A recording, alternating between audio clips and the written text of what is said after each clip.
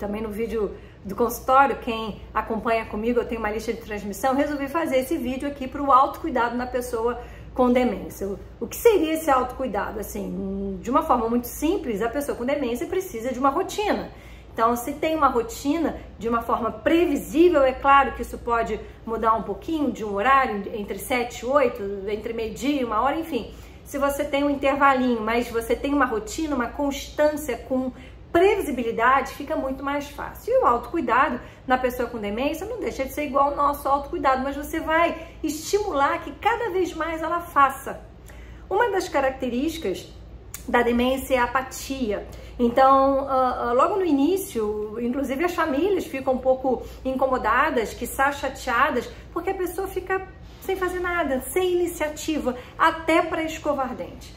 Então, dentro dessa lista de autocuidado, assim, o que é imprescindível? A higiene oral, higiene íntima, então supervisionar o banho se for possível, sempre pensando que na fase inicial é a oportunidade de criar essa rotina, essa constância. Tem um checklist, então a gente pode distribuir uma lista para essa pessoa visualizar, seja atrás da porta, no espelho do banheiro, na cozinha, na geladeira, no autocuidado em relação às medicações, para não tomar demais, mas também não esquecer. Então, higiene é muito importante, alimentação é muito importante, pensar que no autocuidado tem itens de segurança. Então, pensa, e aí é uma forma até de discutir, quando no início normalmente se rejeita, né? A fazer modificações no banheiro, a fazer modificações na cozinha, sabe? A casa é segura. Então, a gente tem que evitar, por exemplo, que suba escada, que suba assim, aquelas banquetes, né? Aqueles banquinhos, né? Eu, particularmente, eu já tenho medo, imagina. Então, dentro desse autocuidado, assim, recapitulando, a questão da higiene oral, a higiene íntima é importante, os cuidados com o cabelo, né, principalmente se for mulher, se for vaidosa, não deixar de fazer a unha, né, pintar a unha, não deixar de passar um batom, usar os adereços. O homem, se ele sempre fez a barba, então, por favor, continuar fazendo a barba, no início, né, supervisionar para ele não se machucar, mas depois até fazer ou fazer junto. É muito importante isso, se ele usa perfume, continuar usando perfume, né? As roupas íntimas, né? Calcinha, cueca, acho que tudo tem que deixar da forma com que ele gostava antes.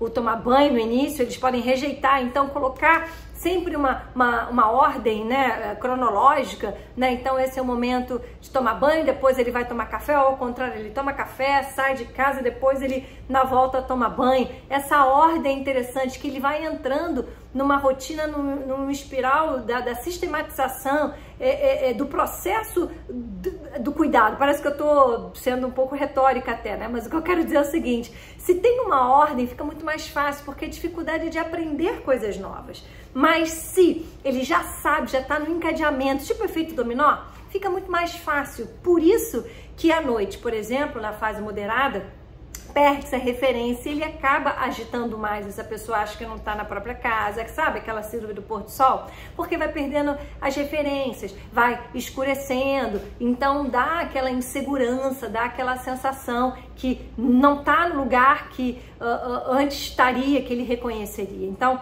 esse autocuidado envolve a pertinência de se inserir atividades e que não haja muitas mudanças. A mudança de rotina causa nessa pessoa idosa insegurança, causa medo, causa rejeição, causa todas essas manifestações, às vezes, incoerentes.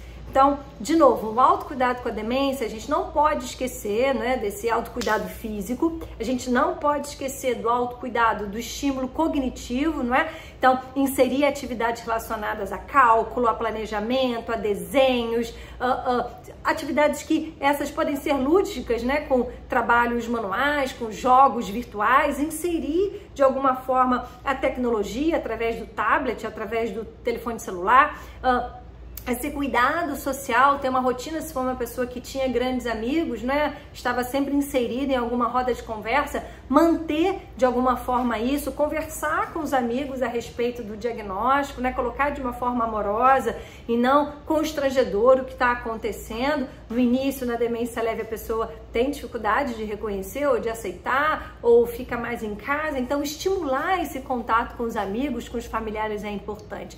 E trabalhar de alguma forma, principalmente na fase leve, né? Esses momentos relacionados à dimensão existencial, à dimensão espiritual, se a pessoa tem uma religião, incentivar que continue praticando a sua religiosidade ou a sua espiritualidade através da fé que ele disser, né? Que ele confessar que tem. Eu acho que isso é importante. Então, o autocuidado, na verdade, é um autocuidado apoiado, mas ele sempre vai existir, principalmente nessa fase leve, que está moderada. Na fase avançada, quando a pessoa já perdeu essa capacidade, não é, de interagir de uma forma compreensível, verbal principalmente, com o meio, a gente vai interagir através das percepções, né, do olhar, das reações que ele apresentar, faciais, a pilhoração, né, sei lá, a respiração. Então é um pouquinho diferente, mas aproveitar esse autocuidado na fase inicial, utilizando o humor. O quê? Não vai tomar banho? Daqui a pouco tem urubu aí na janela. Bem que eu tava sentindo um cheiro estranho. Será que tem gambá? Não sei se a pessoa tem bom humor, né? Será que tem rato morto? E aí, utilizando do humor, pode ser sim que a pessoa engaje, né? Acaba se entretendo. Utilizar os netos também, utilizar os recursos da intergeracionalidade, isso tem efeitos muito positivos na pessoa idosa com demência. Uma outra ferramenta são os pets, né? Os cachorros, os gatos, né?